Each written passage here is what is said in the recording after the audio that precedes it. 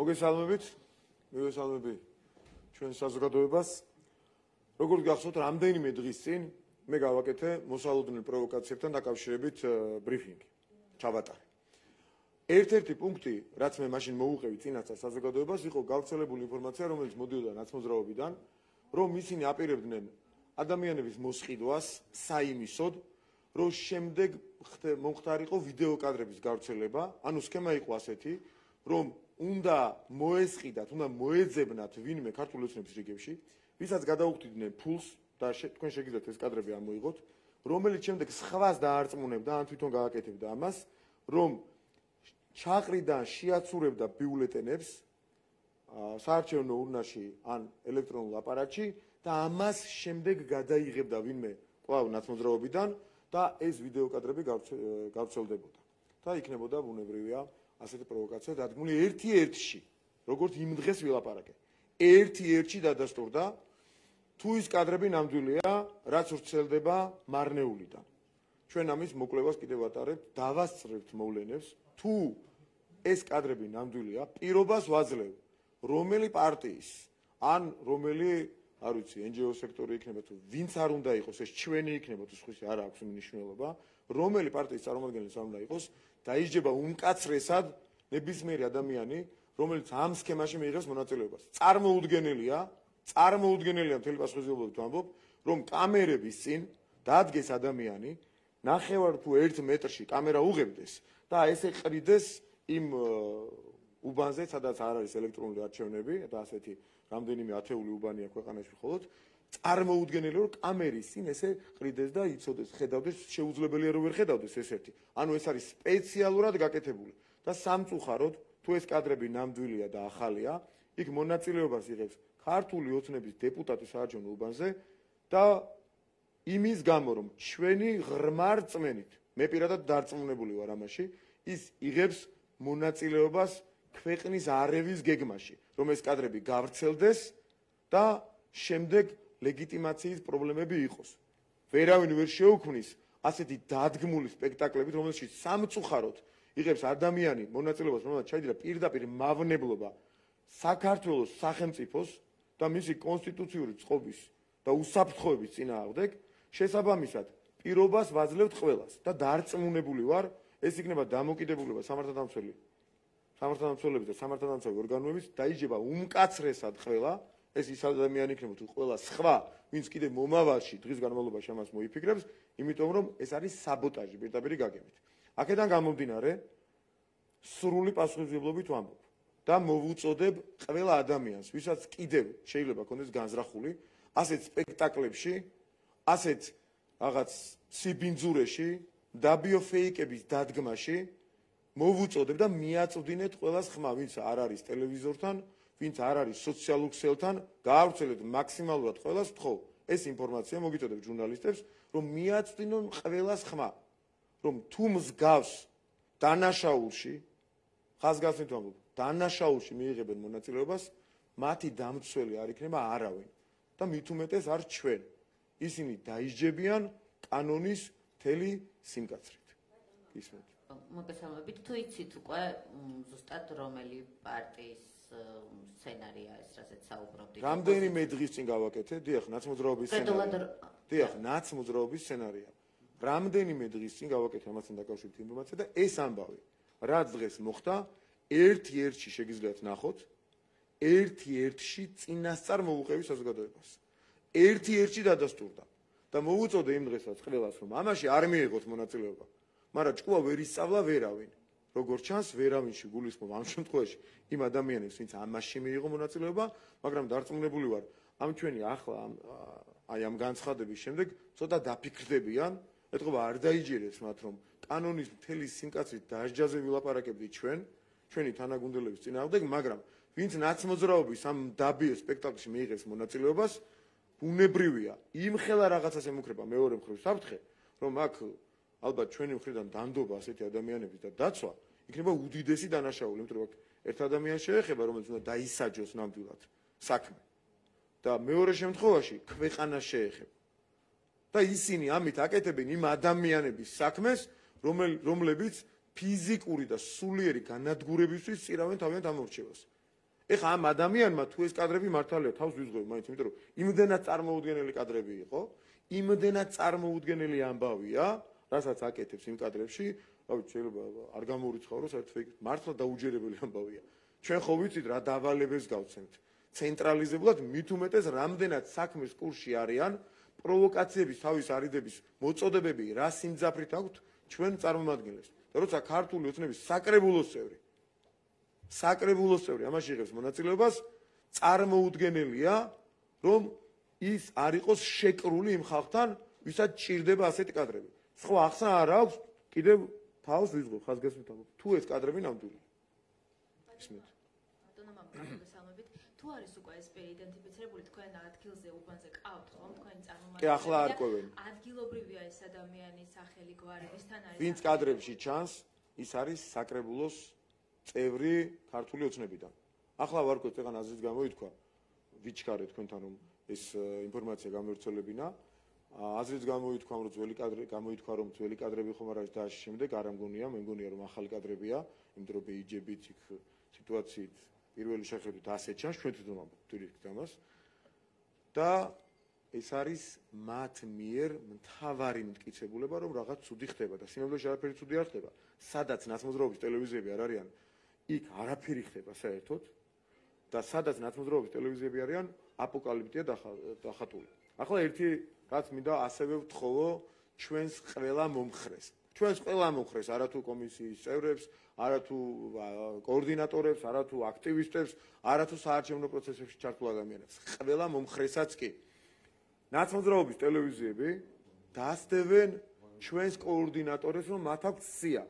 მეგობრებო, უნდა გავიგოთ ბოლო-ბოლო, რომ სიის ქონა არ არის არანაირი დანაშაული. პირიქით მოვუწოდებ, რომ ჩვენი მომხრეების სიები, რომლებიც მათ შედგენილი აქვთ ჩვენი პირადად ჩემი მათ შორის მითითებების, თხოვნის დავალებების ჩვენ აქტივიზებმა საუბარი შესაბამისად უნდა კონდეთ დიახ ჩვენს აგიტატორებს, ჩვენ კოორდინატორებს და მათ უნდა უზრუნველყონ ამით ამ სიის შესაბამისად ამომრჩევლების მიყვანა. ეს არის ლეგიტიმური საქმიანობა. რატომღაც სულ მალავენ ამ სიებს, რატომღაც სულ გაურბიან ამ ნაცზონდერებს, მაგრამ კიდევ ერთხელ ვამბობთ, ერთ-ერთი დავალების მიმცემი თუ თხოვნის გამხმოვანებელი შიდა სტრუქტურულ სიტუაციაზე ვამბობ, პარტიულ სტრუქტურაზე ვამბობ. მეც ვარ, როგორც აღმასრულებელი მდივანი, ჩემი უშუალო დავალებითაც ხდება ის, რომ ხდება ამომრჩევლის მობილიზება, სრულად ვიღებ ამაზე პასუხისმგებლობას და სრულად იღებს პარტია ქართული ოცნება პასუხისმგებლობას, რომ აქვს მილიონზე გაცილებით დიდი სია, აი ეს თუ კოორდინატორს არ ეკნა ხელში მე ხوار შევეხმიანები მილიონზე მეტ ამომრჩეველს. მილიონზე გაცილებით დიდი სია და ისინი ეხმიანებიან, უზრუნველყოფენ მათ გამოცხადებას, ზოგ შემთხვევაში თხოვენ, ზოგ შემთხვევაში ტრანსპორტირებასაც კი თავაზობენ, თუ ის ვერ ახერხებს დროზე საარჩევნო უბანზე მისვლის. ეს არ არის დარღვევა. ეს არანაირი დარღვევა არ არის. ყველა შეუძლია საკუთარი ამომრჩეველი დაამობილიზოს და ეს არის ლეგიტიმური საქციელი. იმიტომ რომ თქვენ მაგალითად არც ერთი ხა აქ ვინც ხართ ყოველ შემთხვევაში მარცხენა ფლანგზე. არც ერთი არ დაძდევთ მათ კოორდინატორებს. ამიტომ თქვენ გონიათ რომ კოორდინატორები არ აყავთ იმათ, აბა ამომრჩევლის მობილიზება როგორ ხდება? ვიღაც რა თქმა უნდა თავისით მიდის, ძალიან დიდი ნაწილი და არ ჭირდება არავის შეხმიანება, მაგრამ კოორდინატორი იმის არის შეეხმიანოს თავის იდენტიფიცირებულ ამომრჩეველს და მოახდინოს მობილიზება ამომრჩევლის და მოუწოდებ მათ შორის ნაცმედიის წარმომადგენლებს, ნუ დაძდევენ ამ კოორდინატორებს, ხელს უშლიან ამომრჩევლის მობილიზებაში, რაც არის ზემოქმედება საარჩევნო შედეგის შეცვლის მიზნით. მეტი მიზანი არა აქვს. ერთი აპოკალიფსი უნდა დახატონ და მე საარჩევნო შედეგი უნდა შეცვალონ. და ეს არის ზემოქმედება, რასაც აკეთებს ტევე პირველი განსაკუთრებულად, თავის გადაასწრეს. ასევე რასაც აკეთებენ მთავარი, რასაც აკეთებს ფორმულა და ასე შემდეგ, ეს არის ჩვენს კოორდინატორებზე, ჩვენს მხარდამჭერებზე ზემოქმედება მდაბიო, ბინძური, ამის უფლება არ აქვთ და ისინი ერევიან საარჩევნო პროცესებში, მათ შორის ჩვენი კოორდინატორების მიერ ლეგიტიმურ საქმიანობაში ხელი შეშლას აქვს ადგილი. და ვთხოვ ეუთოს სადამკვირვებლო მისიას, ასევე ყველა ადგილობრივ თუ საერთაშორისო დამკვირვებელს, რომ დააფიქსირონ ეს ფაქტები, როგორ დასდევენ სრული ამ სიტყვის მნიშვნელობით ნაცმოძრაობის მედია საშუალებები, როგორც ჩვეულებრივი ზონდერები, ჩვენს კოორდინატორებს ამუნათებენ სის ქონაზე, რომელიც აბსოლუტურად ლეგიტიმურია, უნდა გქონდეს, აბა როგორ უნდა მოხდეს სხვანაირად და ასე შემდეგ. და რაც შეეხება კიდევ ერთ შემთხვევას. იმდენად აგონიაში არიან ჩვენი შთამბეჭდავი გამარჯვებით, მოსალოდნელი შთამბეჭდავი გამარჯვებით. იმიტომ რომ ყველა მონაცემი ამაზე მეტყოლებს და დარწმუნებული ვარ, იგივე აქტიურობით გააგრძელებს ქართული ოცნების ამორჩეველი თავის სამშობლოს გვერდით დგომას, რომ ვაზის უბანში 173 სკოლაში მიიყვანეს დაკუნთული ბიჭები, ხა ბევრი რესურსი არ აქვს, რომ ბევრგან გააკეთონ ეს მასიურად დაუშვათ, მაგრამ რამდენიმე ლოკაციაზე ამას ახერხებენ და ჩვენს წარმომადგენლებს ფიზიკურად დაუპირისპირდნენ, აგინებდნენ და ცდილობდნენ რომ იმ ლოკალურ ადგილზე შეექმნათ ფონი, თითქოს ისინი ჩაგრავენ, ჯერ თავს ვინ დააჩაგრინებს, მაგრამ ასე თავის დაჩაგრვა არ დაჩაგრვაზე რო არ ვილაპარაკოთ. სამართალდამცავებს მოუწოდებ და ისინი მართლაც კარგად მუშაობენ დილიდან, ამ კონკრეტულ შემთხვევაში გაერკვნენ და თუ კი პროვოკაცია და ფიზიკურ დაპირისპირებას ჰქონდა ადგილი, აქაც სამართლებრივად უმკაცრესად იმოქმედონ იმისათვის, რომ მეორემ სადმე სხვაგან აღარ გაბედოს ასეთი პროვოკაციების მოწყობა. დიახ, ბატონო მაგლა, ეს უნდა მეკითხა სწორედ დღის განმავლობაში ელოდებით თუ არა, თუნდაც იმას, რაზეც განცხადება გქონდათ მსგავსი ტიპის ან რაღაც სხვა ტიპის პროვოკაციებს, იმიტომ რომ არასამთავრობოები და ოპოზიციიური პარტიები აქტიურობენ განსაკუთრებით და დარობებებზე საუბრობენ, ნუ სხვადასხვა კონკრეტულ ინციდენტებს, მაგალითად ზუგდიდის ინციდენტი იყო. ხატია დეკანოიძემ ისიც თქვა, აქ საშინელება ხდებაო, უკან არ აყენებენ დამკვირვებლებსო. და ისინი ვერ აღრიცხავენ ვინ მოდის და ვინ არა. ნახეთ, სიტყვა სიტყვით ასე თქვა. ვერ ხვდებიან, ვერ იგებენო ვინ მოდის და ვინ არა. ანუ ამომრჩევლის კონტროლი ვინ მოდის და ვინ არა, სახელები და გვარებით როგორც ჩანს ნაცმოძრაობის სტილიდან ვერ გამოვიდა ხატია დეკანოიძე. ჩვენ რა თქმა უნდა ველოდებით პროვოკაციებს და ქართული ოცნების ყველა მხარდამჭერსაც კი რიგით მხარდამჭერს ჩვეულებრივ ადამიანს, რომელიც ჩართული კი არ არის საარჩევნო პროცესებში, ამას გულისხმობ. არამედ მხარდამჭერი უბრალოდ მივა, დააფიქსირებს საკუთარ აზრს და წამო. მათაც კი ვთხოვ მაქსიმალურ ყურადღებას, მაქსიმალურ სიფრთხილეს, რომ არ წამოვიგოთ ამ დიდ რაღაც გარედან დავალებულ სპეცოპერაციას. ჩვენ გარანტირებულად შემიძლია შეგვიძლია საზოგადოებას, რომ ისინი საერთო ჯამში ვერაფერს მოახერხებენ. ესე ლოკალურ რაღაცა, ვიღაცის მოსყიდვით და რაღაცა დრამატული სცენების დადგმით, ჩაყრის სცენების და ასეთი მსგავსი პროვოკაციებით, რომელზეც რამდენიმე დღის წინ მე ვისაუბრე. და რომელი ბრიფინგიდან ერთ-ერთი უკვე გამართლა და ახდა. აი ასეთი პროვოკაციებით შეესწებიან დააზიანონ საარჩევნო გარემო. თუმცა რეალურად არც ერთი დარღვევა ჩვენი მხრიდან არც ერთი დარღვევა ელემენტარულიც კი არ იქნება თუ ჩვენები დაემორჩილებიან იმ მითითებებს, რაც ჩვენი მხრიდან ცენტრალურად არის გაცემული. აქედან გამომდინარე ყველას ვთხოვ მაქსიმალურ სიფრთხილეს, მაქსიმალურ მობილიზებას და ნუ მივცენ საშუალებას აგონიაში მყოფ ნაცმოძრაობას და მის კლასტერს დანარჩენს უკვე დიდი მნიშვნელობა არ აქვს, ერთ-ერთი გვარამი რაღაცებს აქტიურობს და იქ მოვიგეთო იძახის მე ამბობს რომ ძირითადად ქართული ოცნების ამომრჩევლები არიანო და ჩვენ ვიგებთ აქტივობა მაღარიაო და ნუ ასე ვერ მოიგებენ. მაგრამ ხალხს კი რაღაცებს ატყუებენ, წარმოიდგინეთ იმ დონეზე, რომ მართლა ფიზიკურად და სულიერ განადგურებას რომ უკადის მათი უდნავი წარმატებაც, ეს ხალხი მაინც რაღაც კატეგორია მომრჩეულია, მათ აძლევს მაინც ხმას, მაგრამ მიცენ ნებისმიერ არჩევანს პატივისცენ, ოღონდ პროვოკაციებს ყველამ თავი დაანებოს უმკაცრესად. ვინმე ჩვენიანის, გაყიდული ჩვენიანის ჩართულობა იქნება უმკაცრესად დასჯილი და ასევე იქნება უმკაცრესად დასჯილი ნებისმიერი პროვოკაცია. ამას მე არც ვიმუქრები, ეს არის ვალდებულება სახელმწიფოსი, ვალდებულება მმართველი პარტიის და ვალდებულება ნებისმიერი თავისი სამშობლოს მხარეს მდგომი ადამიანის. ბატონო მამკა, დღეს პრემიერმა რაც პირველი კომენტარი გააკეთა, მან რამდენჯერმე მოუწოდა ოპოზიციას, რომ აღიარონ ცენტრალური საარჩევნო კომისიის შედეგები, რაც იქნება.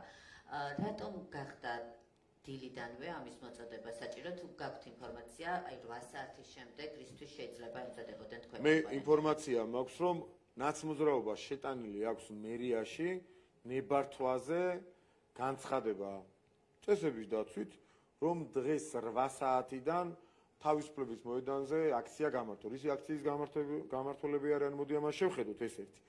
მეორე, გუშინ წინ და 3 დღის წინ რომ ეს განცხადება შეიტანეს. ისინი არჩევნებისთვის ემზადებიან თუ პროვოკაციებისთვის და შემდეგ ამ პროვოკაციების საფუძველზე რაღაც საპროტესტო მუხტის ასაწევად. ხო ასია? საპროტესტო მუხტის ასაწევად, ხო? სხვა ლოგიკური დასკვნა შეუძლია. არაფერს თავი არ აქვს საერთოდ. იმდენად ჩამოშლილები არიან შიგნითაც ინფორმაციები გვაქვს დეტალური. უბრალოდ ეხა ერთმანეთს აგიჟებენ, არიან აგონიაში და ერთი რამე უნდა ვიცოდეთ. აგონიაში მყოფი პოლიტიკური ძალა, აგენტურული განსაკუთრებით, როცა თავის პატრონთან იმ დავალებას ვერ ასრულებს და ანგარიშვალდებულია და რაღაც მირწამხდარია და ვერ ცდილობს რომ რაღაც თავი მოიწონოს, ყველაფრის მკადრებელია. აქედან გამომდინარე, ჩვენ უნდა შევეცადოთ, რომ მაქსიმალურად მაღალი მობილიზაციით, მაქსიმალურად სიმშვიდით მოვიგოთ ეს არჩევნები და შემდეგ ყველას გავაგებინოთ თელ მსოფლიოს. მაგრამ ეს არის ერი, რომელზეც გარედან ვერ იმოქმედებ. შემდეგ ყველას მოუწევს გველაპარაკოს ჩვენ საქართველოს ლეგიტიმურ, მაღალი ლეგიტიმაციით. და მას ჭირდება ბევრი ხმა. მაღალი ლეგიტიმაციით არჩეულ ხელისუფლებას, რომელსაც უყვარს თავისი სამშობლო, უყვარს თავისი ხალხი და იმისათვის, რომ საქართველოს გაიმარჯვოს და იმისათვის, რომ საქართველოზე არ გაიმარჯვონ LGBT პროპაგანდისტებმა, ომის პარტიის წარმომადგენლებმა გააკეთებს ყველაფერს ოღონდ კანონის ჩარჩოებში და ამ სიტყვების გათვალისწინებას მოუწოდებ ყველას, ვისი მომხრეც ან ვისი წარმომადგენელი არ უნდა იყოს ის. დიდი მადლობა.